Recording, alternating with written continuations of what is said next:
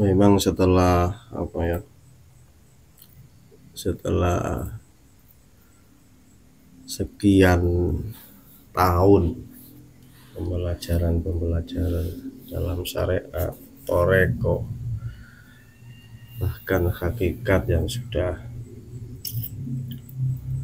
kita sampaikan, seringkali di kalangan jamaah ini masih kesulitan dalam memahami dan menerapkan apa yang sudah dikaji selama ini, sehingga masih banyak dari teman-teman kita yang khususnya mendalami ilmu tauhid, hakikat, banyak yang konsultasi juga, katanya kok lama ndak usul-usul, katanya. Yang sudah kemarin yang dari Palembang itu juga sudah 20 tahun lebih menjalani Toreko, tapi pada intinya beliau hampir tidak bisa merasakan hasil dari apa yang beliau lakukan atau beliau amalkan selama ini. Dan inilah yang menjadi ganjalan, menjadi permasalahan yang sering dikeluhkan oleh, maksudnya bukan dikeluhkan, sebetulnya sulit untuk dipahami, untuk dirasakan oleh semua jamaah yang mendalami ilmu tauhid. Kenapa? Hal-hal yang seperti itu banyak terjadi di kalangan jamaah, khususnya yang belajar ilmu tauhid hakikat. Itu dikarenakan, kalau menurut pengalaman yang sudah saya alami dulu, memang dalam belajar ilmu tauhid itu kan masalah keyakinan. Jadi kalau keyakinan kita itu tidak terdorong kepada pengamalan yang lebih khusus, itu ya hasilnya ya enggak sesuai dengan apa yang diharapkan selama ini. Seperti contohnya, coba deh 1 hari 1 malam saja kita luangkan waktu 24 jam untuk berzikir kepada Allah tanpa jeda sedikit pun. Itu harus kita coba. Tapi kebanyakan jamaah yang mengalami, yang sering konsultasi masalah seperti itu saya lihat itu memang belum pernah, enggak pernah melakukan, mencoba zikir 24 jam tanpa jeda. Nah, entah apa yang membuat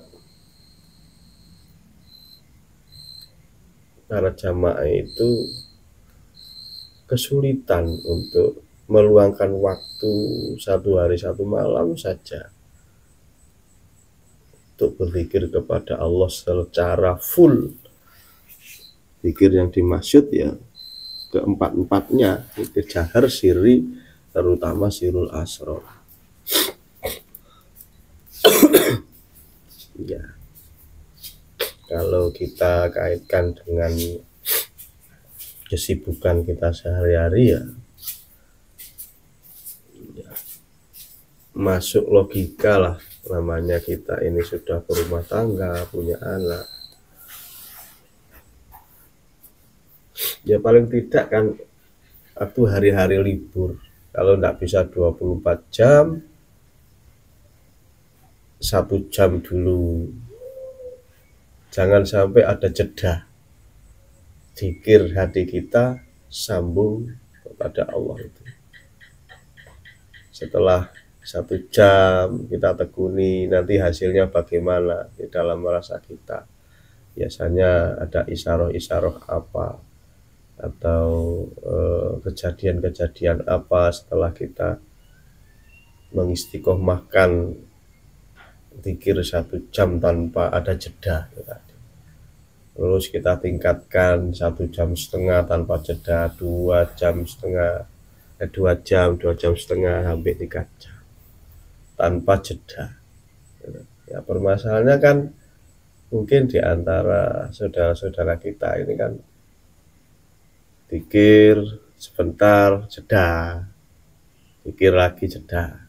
Coba kalau enggak bisa 10 menit atau seperempat menit lah, jangan sampai ada jeda pikir itu.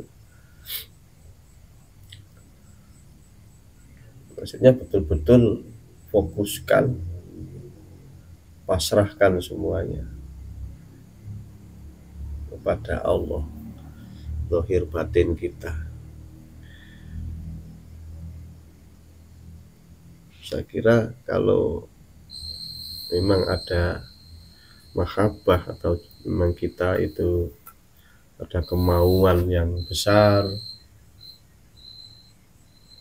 ingin masuk ke makom itu, saya kira tidak ada yang tidak mungkin. Semuanya akan berjalan dengan sebagaimana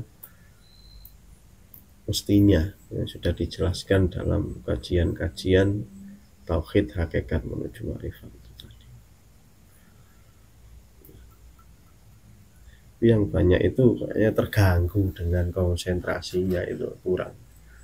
Jadi gambar-gambar selain Allah itu terlalu banyak melintas di dalam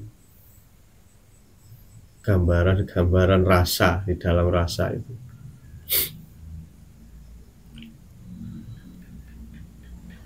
Ya, sebetulnya kan tidak usah direspon, kan sudah berulang kali dibilang jangan direspon ketika ada gambar apapun di dalam waktu kita melakukan meditasi itu. Kita awasi saja, biarkan bayangan-bayangan itu, gambar-gambar itu melintas.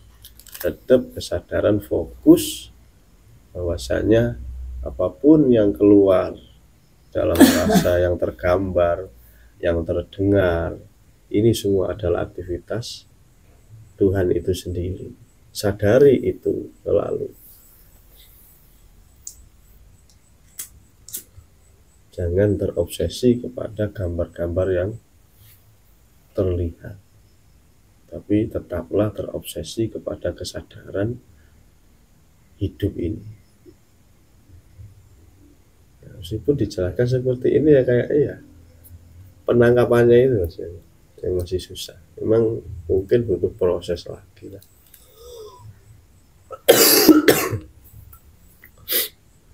Orang di sini tuh ada yang sudah 15 tahun ngaji dari dulu, ada yang 10 tahun, ada yang 7 tahun. Kadang ada yang baru 3 bulan, 4 bulan sudah bisa merasakan perubahan. Nah, kalau kita kembalikan lagi ya sudah, ya memang kita mungkin ditata seperti itu ya.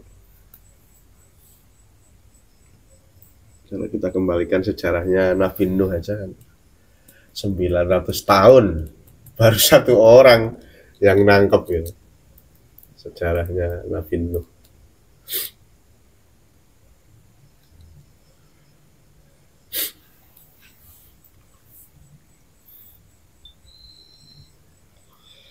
Memang pelajaran rasa itu gampang-gampang angin. Apalagi yang sama sekali tidak paham. Yang paham aja kan masih mencari, butuh praktek.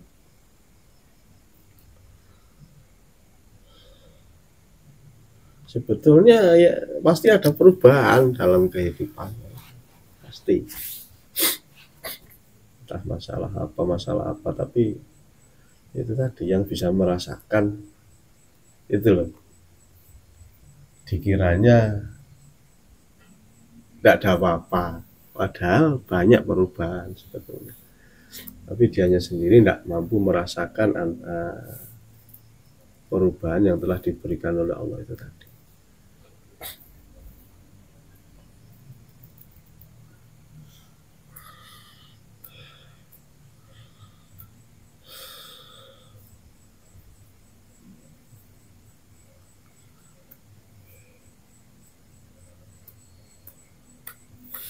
Apa tadi yang Gus jelaskan itu juga salah satu metode lah, salah satu cara yang dapat dilakukan, atau itu satu-satunya cara Gus, meluangkan waktu begitu supaya kita bisa istilahnya melatih diri, menghilangkan rasa keakuan diri, keakuan makhluk maksudnya, sehingga nanti sedikit demi sedikit bisa berubah menjadi hilang keakuan makhluknya. Apakah itu yang harus dilakukan, ataukah masih ada cara tips yang lain, Gus? Karena memang meluangkan waktu itu secara logika kayaknya memang perlu itu, Gus, kayaknya. Ya iya kan, makanya kan setiap kerja, di dalam kerja kan pasti ada istirahat kan, itu 1 jam. Nah waktu istirahat itulah kita gunakan, entah 5 menit, entah 1 menit kalau tidak bisa. Pokoknya tiap hari harus terus kita tekuni, tidak ada lagi jalannya.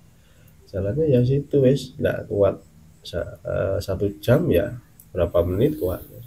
Yang penting tiap hari itu harus kita, karena anak sekolah itu absen, harus absen.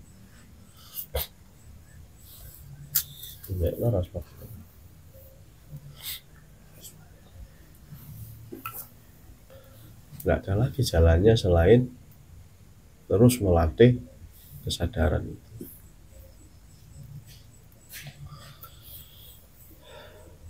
Cuma zikir itu jalannya, melepaskan semuanya dan menyadari bahwasanya semuanya ini adalah milik Tuhan dan kehendak Tuhan semuanya.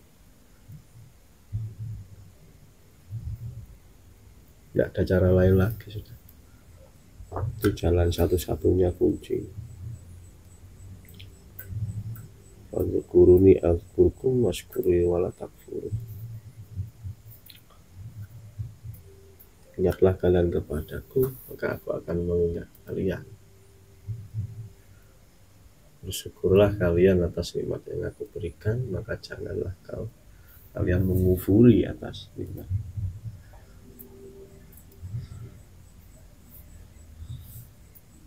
Sadar itu yang dimaksud, ingat, kesadaran bahwasanya kita manusia ini bukan siapa-siapa. Ini semua adalah manifestasi Tuhan.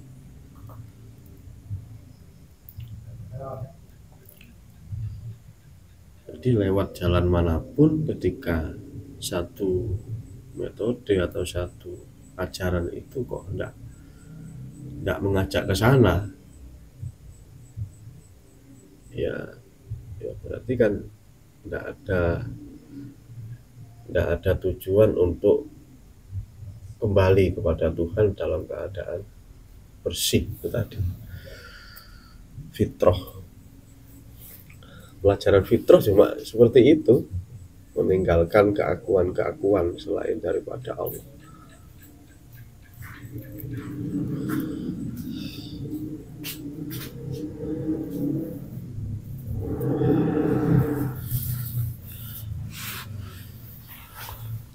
Dengan cara seperti itulah kehidupan di dunia ini akan berjalan penuh dengan kenikmatan, keindahan.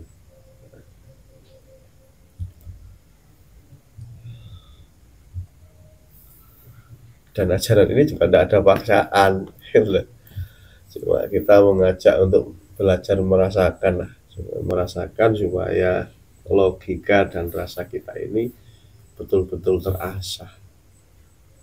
Gimana sih cara kita menjalani kehidupan di dunia ini supaya tidak ada masalah dan baik-baik saja semuanya. Intinya ke sana sebenarnya. Dan kita tidak menganggap dunia ini masalah dan juga tidak menganggap sebagai penghalang apapun. Enggak. Kita bisa memahami struktur kehidupan ini, rahasia-rahasia kehidupan ini, apa yang dibuat oleh Allah memang betul-betul indah, dan rahmat dari Allah ini betul-betul agung yang diberikan kepada makhluk. Nah, ketika kesadaran rasa dan pikiran ini sudah mencapai ke sana, sungguh indah sekali, Mas.